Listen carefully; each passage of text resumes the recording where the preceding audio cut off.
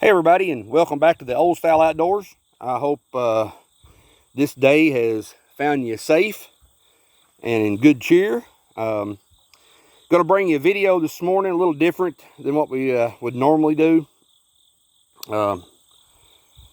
Just something I thought some of you might enjoy. It's definitely in line with the old style theme. I can tell you that. Maybe introduce this to some guys, particularly younger guys that don't know. Of course, I do a lot of reloading, a lot of intricate reloading, but I also do something that's really fun with reloading. That's different from sitting at a bench and working with a press and everything that goes along with reloading, automated scales, and all that, trimming and all that. So neck sizing, everything. Show you something that's simple and it's really enjoyable. And just to introduce some of y'all, these are a set of old classic Lee hand loaders. That's what this is. And it's something that I remember my dad, back when I was like 12, 13, probably 14 or 15 year old, he got some of these and some stuff he traded for one time, and they were in 30-06 Springfield. These are in 222 Remington. They were in 30-06 Springfield, and I remember getting to play with these and learning about loading a little bit, and it was so much fun. Over the past several years, I've got some of these and some different cartridges. These are pretty old. These come off eBay, and you can find these. Lee actually still makes these in popular cartridges, 30-06, 270, 243, 30-30 Winchester. They still make them. But for some of the, probably I would say, not so popular cartridges, you just have to find them, or maybe they didn't make them at all. But you can still find these around. Like if you bought these new now from Lee, they're, I think, $40 maybe. They certainly don't make them for a 222 anymore, 222 Remington. But yeah, you can see what they look like. This is everything essentially you need to load that. So what I'm going to show you is I'm going to take this factory 222 Remington. I'm going to stick it in this little Seiko Vixen here, and I'm going to shoot it, and then I'm going to load it for you. I'm going to show you how fun it can be. Now, obviously, I've already selected the powder that I need. I already know what kind of primers I need. I already know what kind of bullets I'm going to load. I've already got all that figured out. I've already got this die set for seating depth as well. So this is things you I'm not going to go into every detail. Here's what I'm getting at. It would take a while. So I'm just going to touch on a few things here.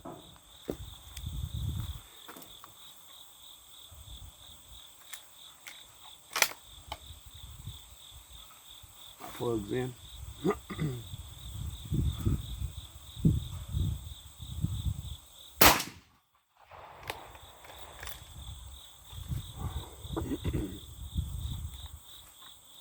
So there's our empty case, our brass.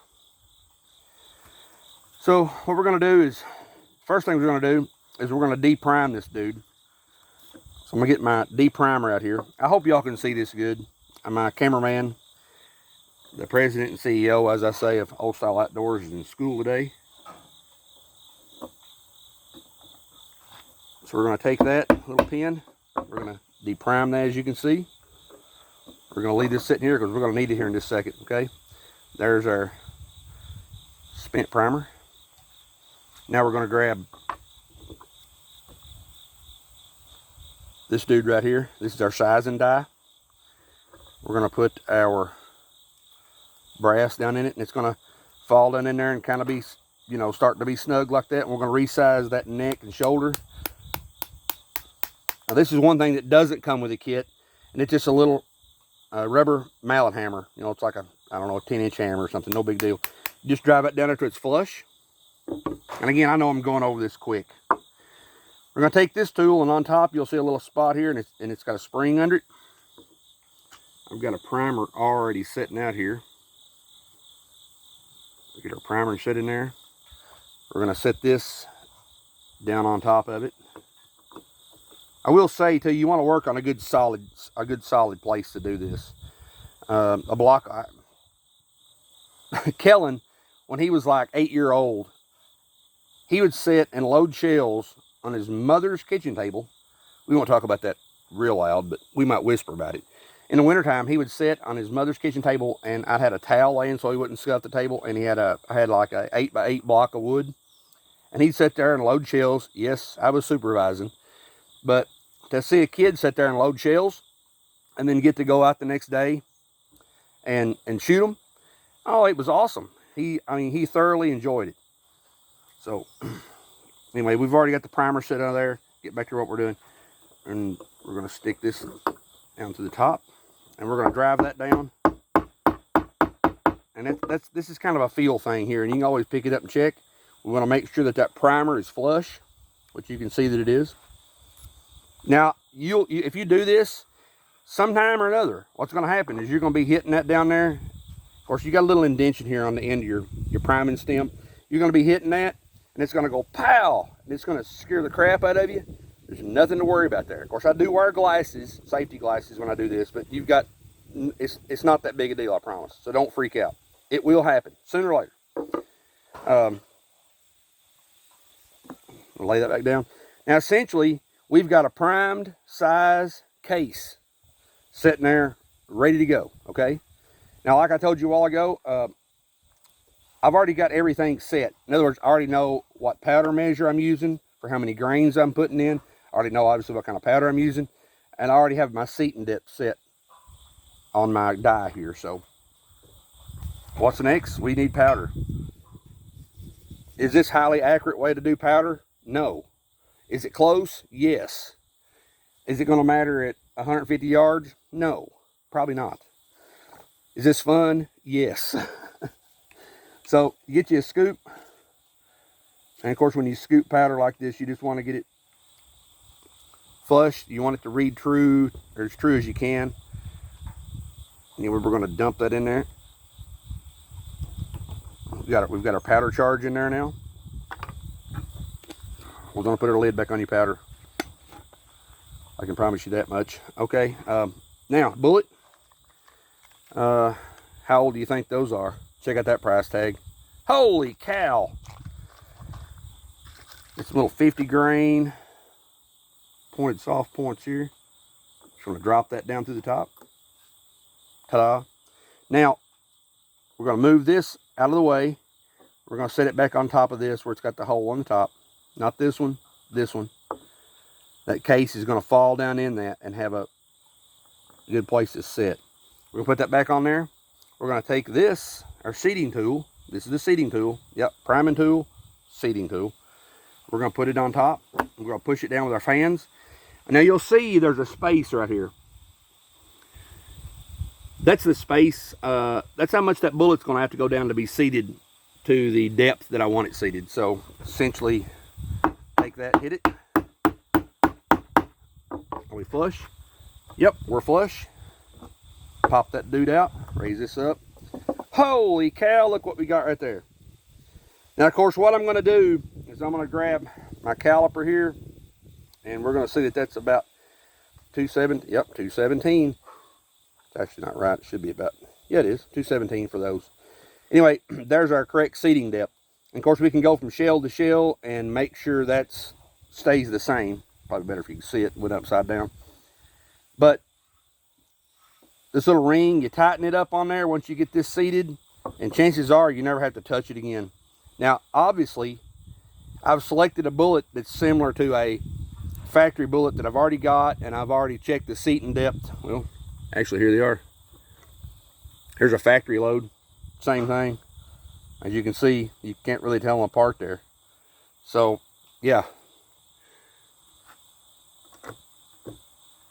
Okay, now, there's a loaded cartridge, and I hope everybody can see down here, just so you know, here, we're going to stick this dude in here. Okay, we're going to load it, and there is a bottle of water sitting there in the road. Let me check the camera. I think you can see it. It's just like straight down there in front of the 100-yard one, right here in the road. Maybe It's actually straight over the top of the powder jug right here. You can see it. I'm going to shoot it and see if we can hit it. My plug's in.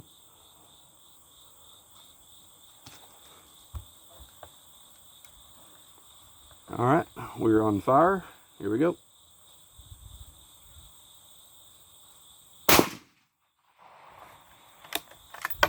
Now, just like that, and there she is. I can repeat the process all over again. So, again, what I can say about this is there's a lot of guys that doesn't know this exists. They don't know that this is a thing. And it's been around a really long time. And some more questions is it really, really accurate? Are you going to load shells really, really accurate? Well, probably more than you think. You know, you're not trimming brass here. You can certainly trim your brass, but if you just wanted to do this as a side hobby and play and shoot, it is a load of fun. I assure you, it is a load of fun. My boys, they love it. Absolutely love it. And I guess in the grand scheme of things, you know, that's what it's all about. It's not about what, get a little off subject here, but it's not about what necessarily you do. It's who you get to do it with. And this is something that I've done with my dad, and I share it with my boys. And it's a whole lot of fun. You can have a whole lot of fun with it. Anyway, these are Lee Loader classic, what you would call classic dies. I love how this stuff fits together in a box. Everything kind of nests up, got a spot. I didn't answer every single question, I know, with it. If you've got questions, comments, whatever, I bet there's guys out there that's done this a lot, actually. But if you got questions and comments, feel free to hit me up down below. I'll do my best to try to help you. Anyway, hope you guys have enjoyed the video. Until next time, we'll see you again on the Old Style Outdoors. Take care.